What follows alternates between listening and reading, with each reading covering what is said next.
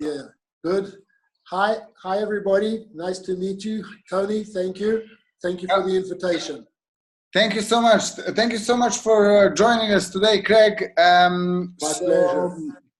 It's fantastic that we actually managed to organize this interview with Craig. Craig is actually a fantastic coach with huge experience on a tour, and he's been coaching and playing before that himself as well, which is really great. And today we're just going to talk a little bit about his career, who has been working with him in the past, and also what he has gone through and what he can pass on to everyone else who is watching this interview with us. Thank you, Tony. Yeah. So I was very lucky. I was fairly talented at tennis and all sports, football and cricket and things like that. And in the old days, really old days, like 1970, there was a tour in Europe, mainly in Europe and the US and various parts of the world, but the main tour was in Europe, and we played in all the countries in Europe. And there was a national championship of each country: Austria, Germany, Holland, Hilversum, Rome in Italy, and Barcelona in Spain. And we traveled. There were about 128, 130 players in the world playing full-time international tennis. Only that. Yeah.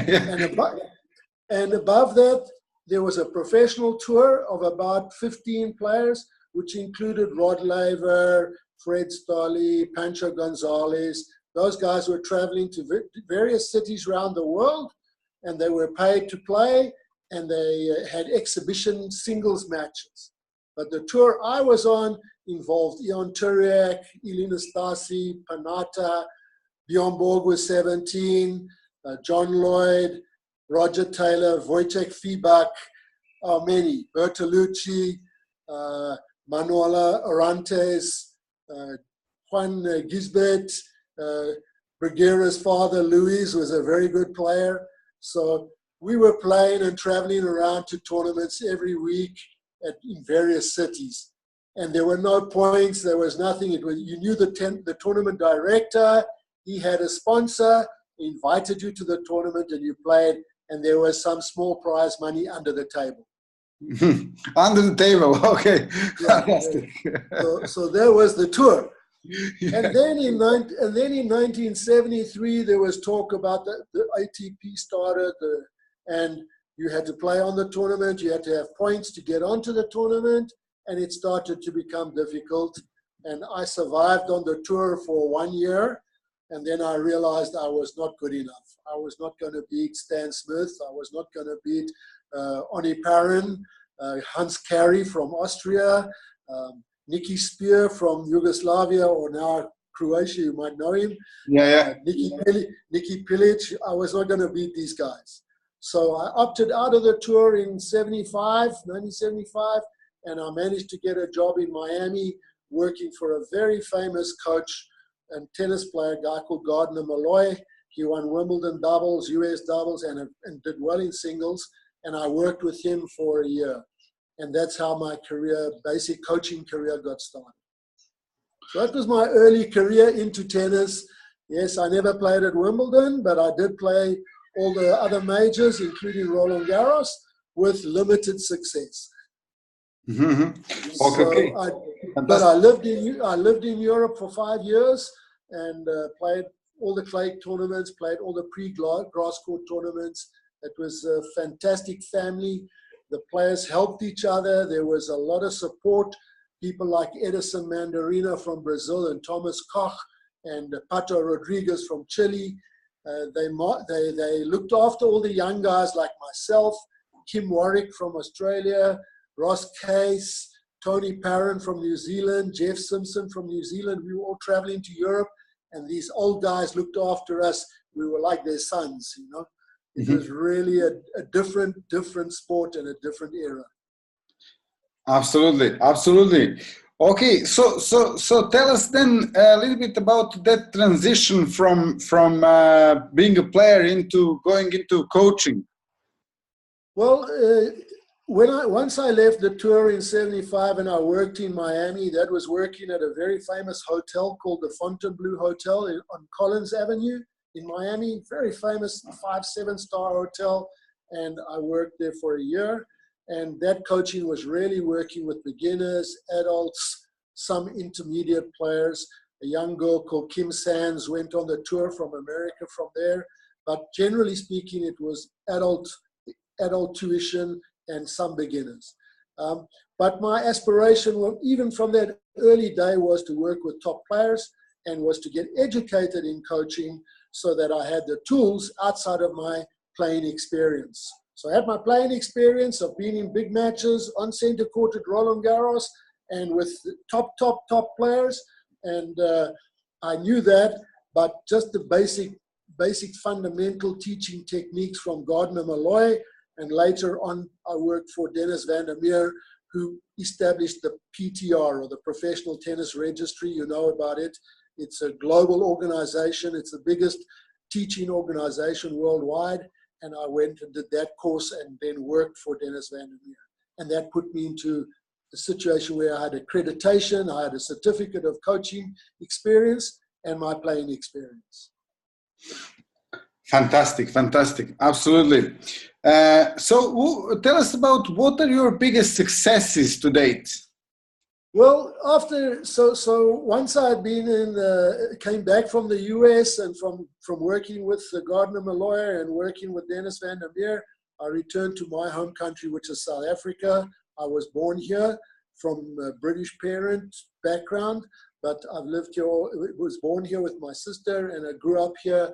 And tennis in South Africa historically has always been very strong. We've had players from junior Wimbledon champions, a few. One of my best friends, a guy called Bjorn Borg, he won junior Wimbledon 2 years in a row, the only young guy to do that. Yeah. Ilana Kloss is very friendly with Billie Jean King. She won junior Wimbledon. So we had some Wimbledon semi-finalists back in the old days in Eric Sturgis and in Cliff Drysdale.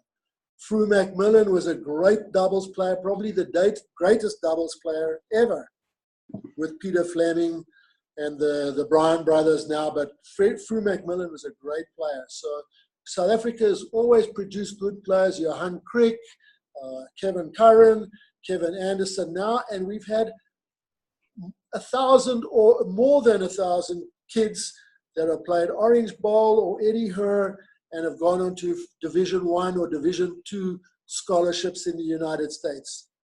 I had 120 kids go to the United States from South Africa after high school, being coached by me for a few years, and they went on and played at number 1 on the UCLA team, Pepperdine, SMU, Tennessee State, you name it, Miami University, University of Miami.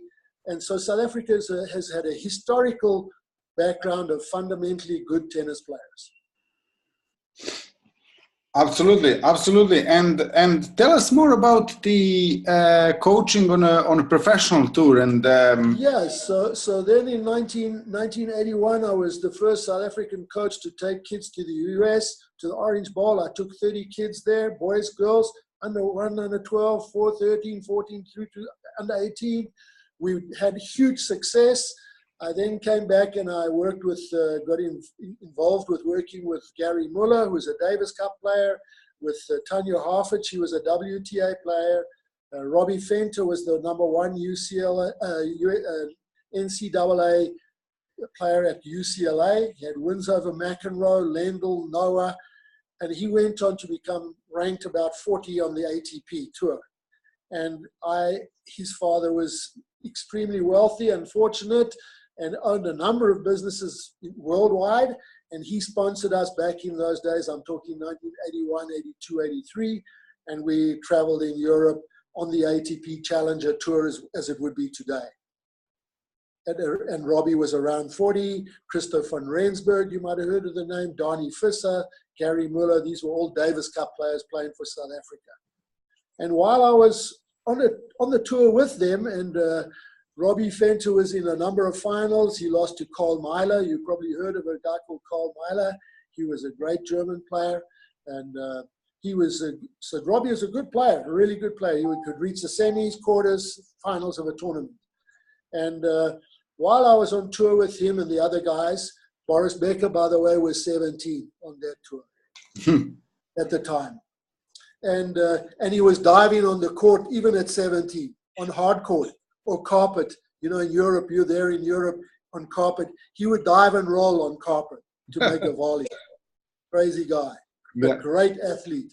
Anyway, while I was there on that tour, Nicky Pilic was a really good friend of mine, and he was the DTB, the Deutsche Tennisbund Davis Cup captain.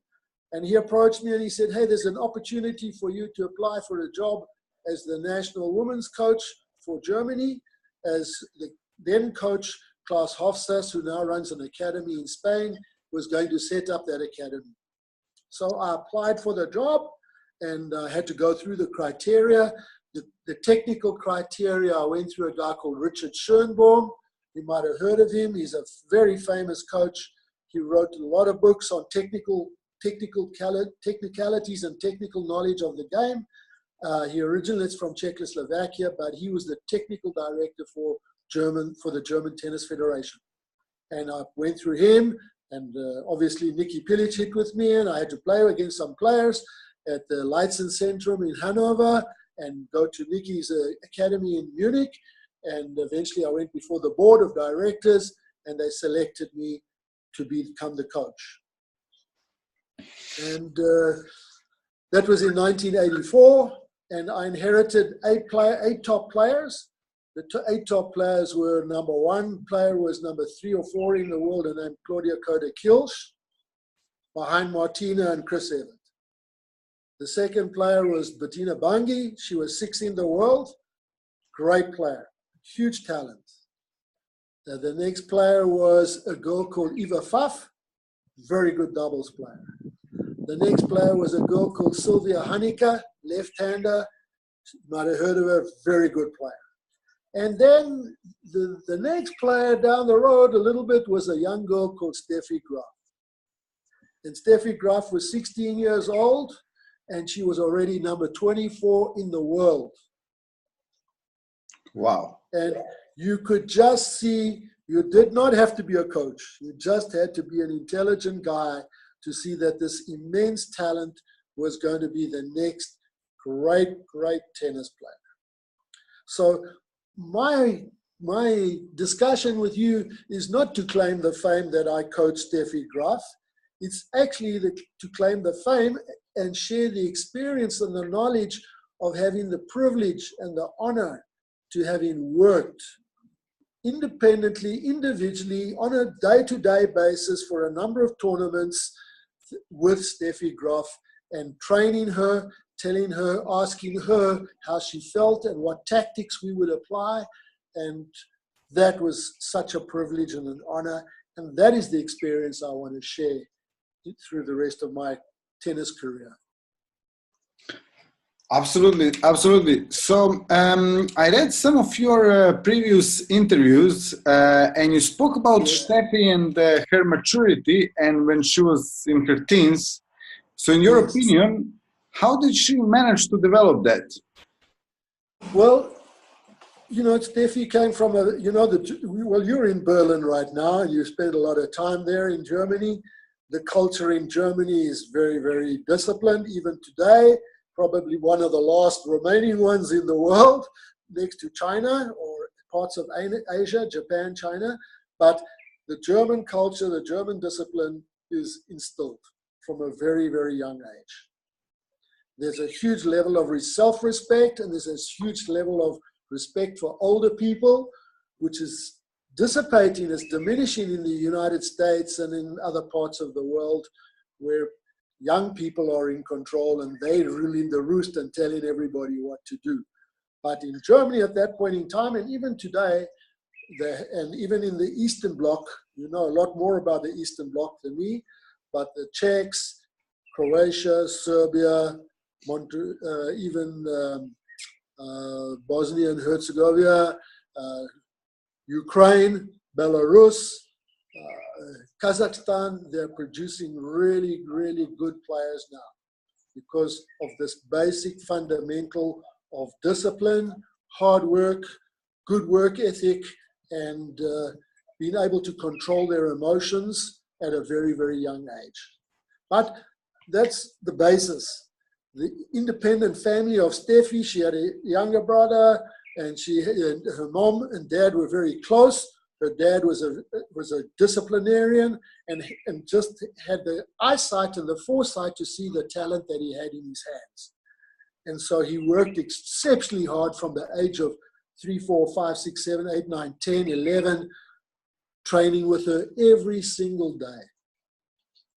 Over and above, that's over and above her two first coaches, Boris Breskva, famous coach, and Gunter Bosch, famous coach, more famous with Becker, with Boris Becker, but Gunter Bosch, but both of them coached Steffi, the technique and the basic fundamentals. Absolutely, absolutely, and also it seems that she didn't have any weaknesses even at that early age. So how is it possible for the player not to have weaknesses that early in her career? Well, she was phenomenal from the point of view that because of her very advanced physical ability and basic God-given talent in the form of her eye-hand coordination, and with this mental capacity, she had an ability to learn the game and learn the game very, very correctly at a very early age. So her forehand, which is almost one of the best ever in the history, certainly of the women's game, but one of the best ever in the game, and her backhand slice, and her serve, and her volley were all so fundamentally correct. The grip was good, the racket path was good, she knew how to space and time the ball, she knew to be in the right position at an early age.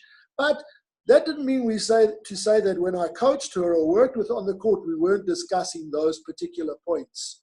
So we would be discussing pre-match or pre-practice session. We'd discuss what shots we would work on, why, what depth of shot, what speed of shot, what pace of the shot, what spin on the shot. So it's not as though we just went and hit the ball for an hour and said, okay, thanks, you're playing good. It wasn't that. It was a very, very specific methodology.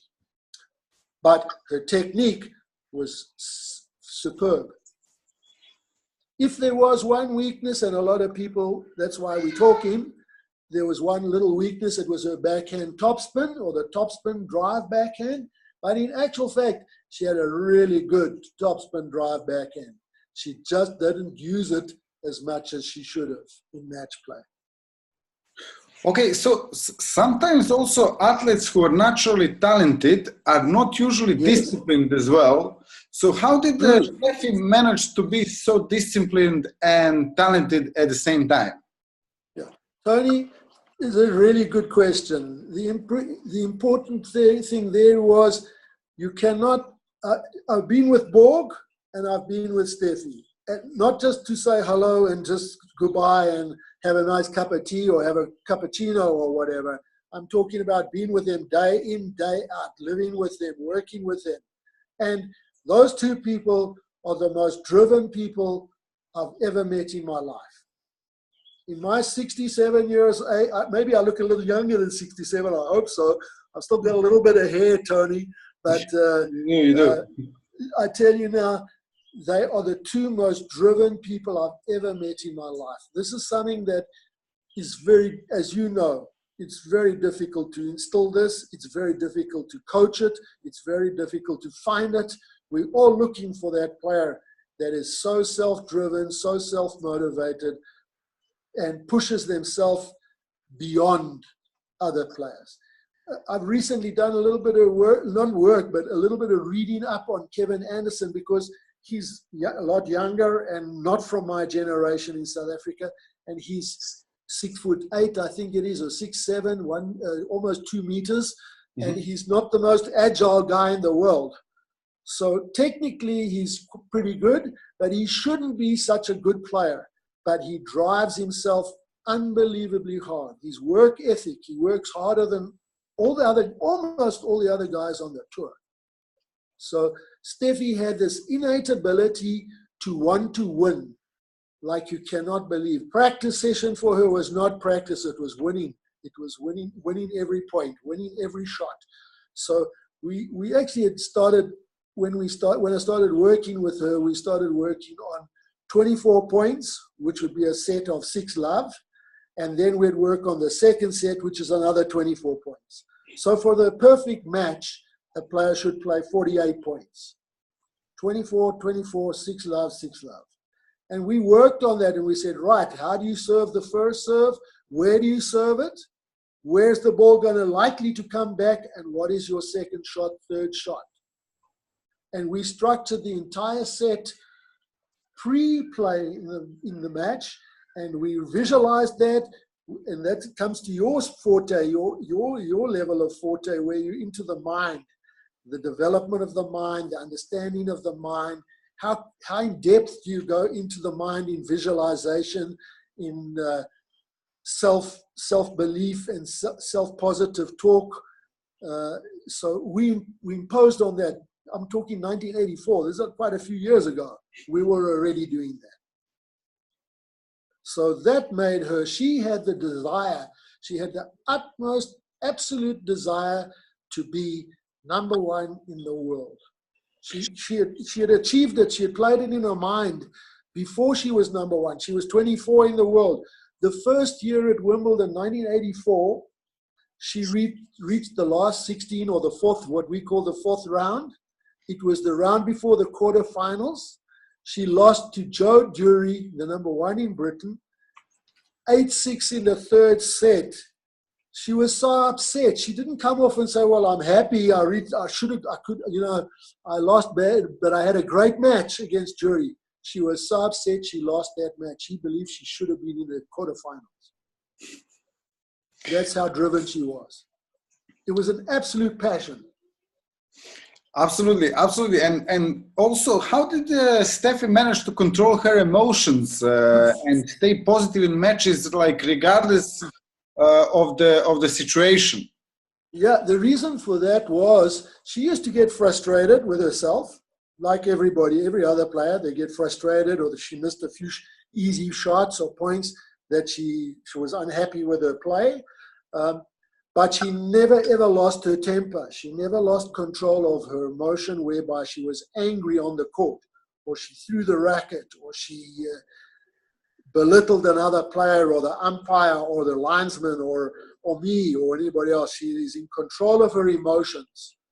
How she did that mainly was by staying very, very focused on the task at hand. So the methodology I'm mentioning to you, you can hopefully, a lot of other coaches see this, and hopefully a lot of people watch this and pass on the information.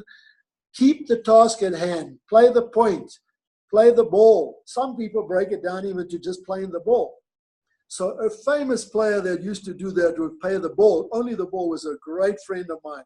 And that's why I'd like to mention the story. Is a guy called Bjorn Borg. Bjorn Borg came from Denmark, and he was like the father of us young players on the tour.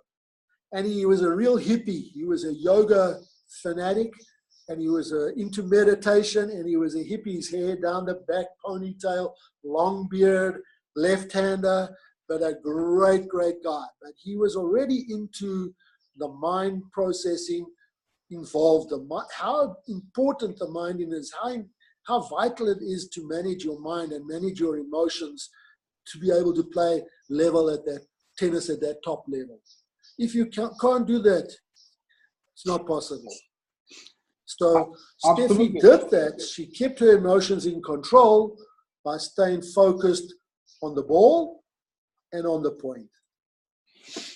Absolutely, absolutely. And also, can you share with everyone watching this, what is BMT and how did you practice that with Steffi? Yeah, so big match temperament, or BMT, is a vital ingredient in being able to win major tournaments and Grand Slams and getting your ranking into the top 10 in the world. Maintaining your ranking, getting up to top 10 in the world is a challenge, but it's possible for a lot of good athletes, very good support, good super sportsmen that have the talent and skill set. For them, getting there is not so difficult, but to stay there. So that's what makes these players into what we terminate as great players. Chris Evert, greatest clay court player ever.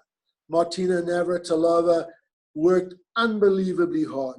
You know, the first time I met Martina Navratilova, she was 16 years old at Roland Garros, and she was like me right now. She's about 10, 15 kilos overweight.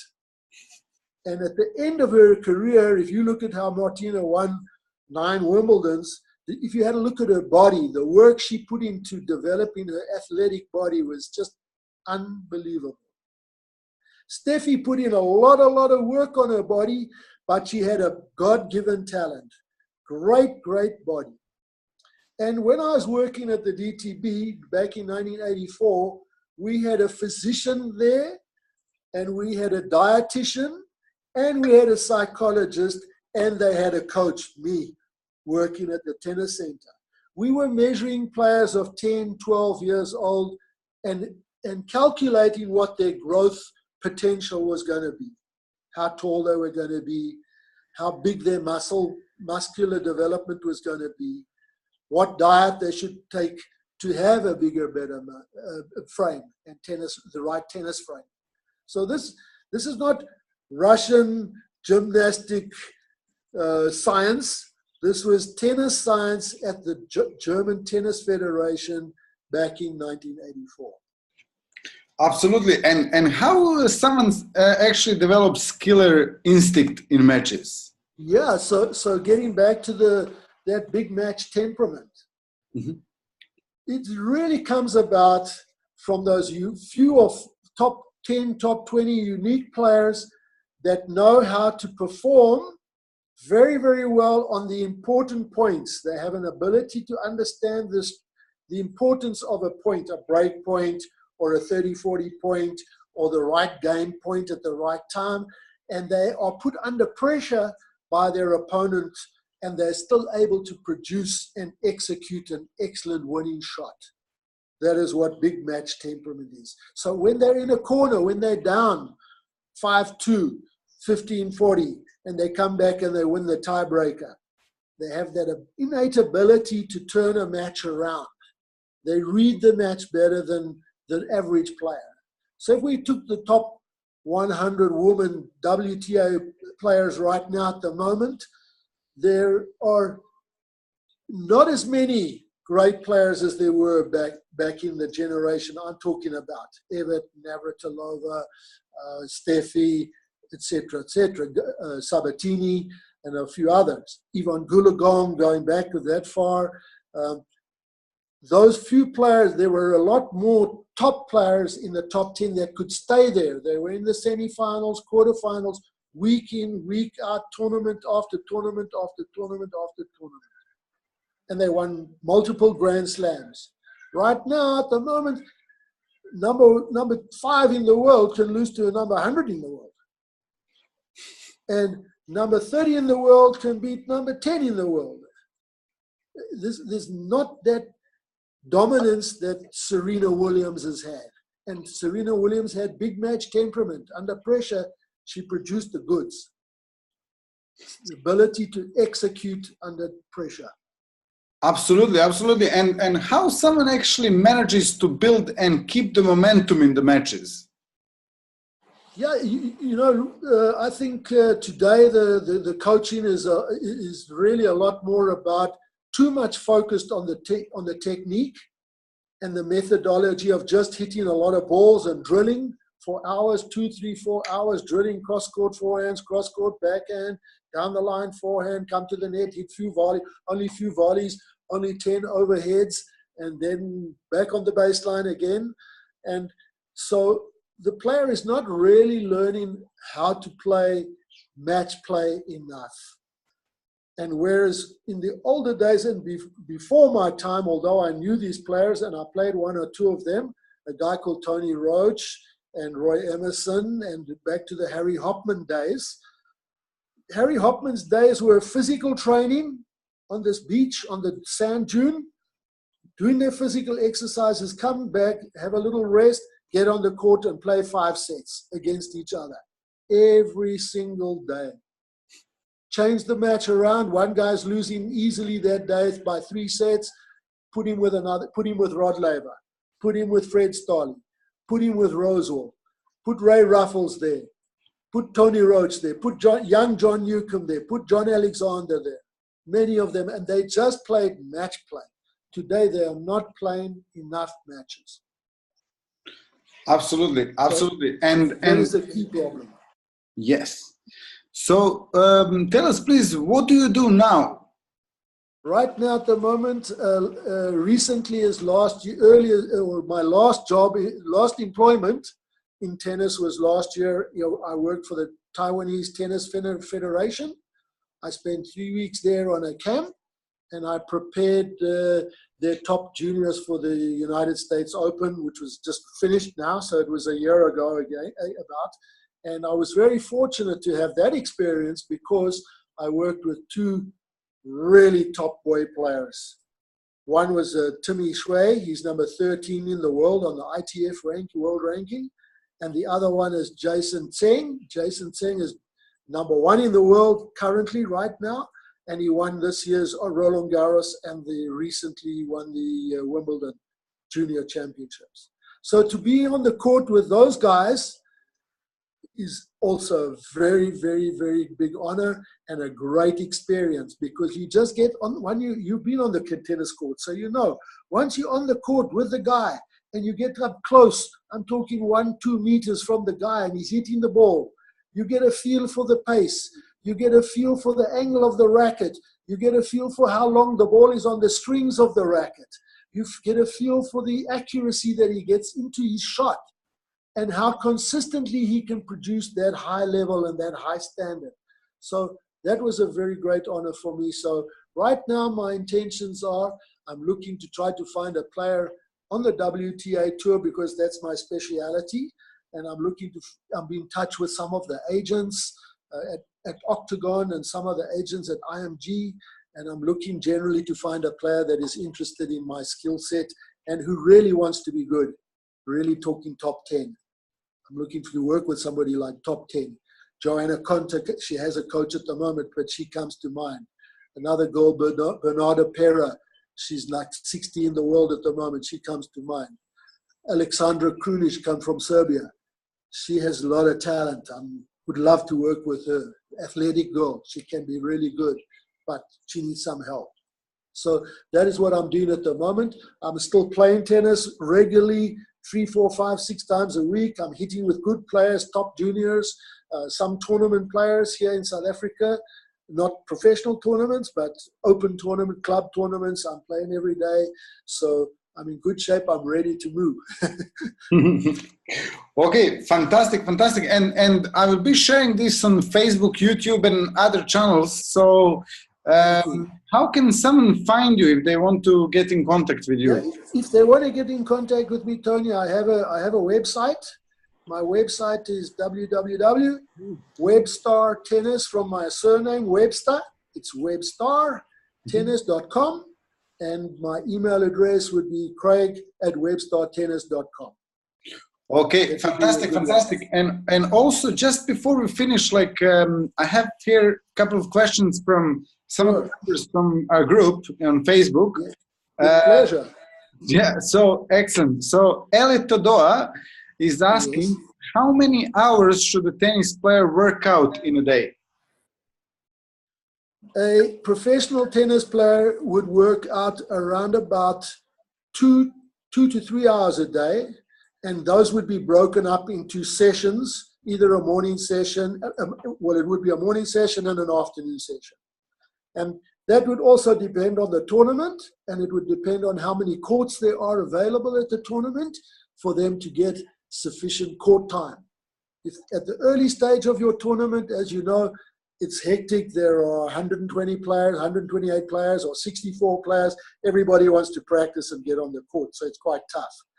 at the French Open, one time I was traveling with Bettina Bungie and Kathy Horvath, and we traveled for 30 minutes to go outside of Paris to get a private court to practice for a couple extra hours. So, but generally speaking, to answer her question, a tour player would try to get about, during the tournament, 2 to 3 hours a day. Okay. And if they're off the court, if they're not at the tournament and they're back at home base in Dubai or Monaco or wherever their club is, they would be putting in 4 hours a day. So an average junior player from the age of 12 through to 18 into collegiate players should be putting in 3 to 4 hours of tennis a day. Definitely. Without that, it's not enough.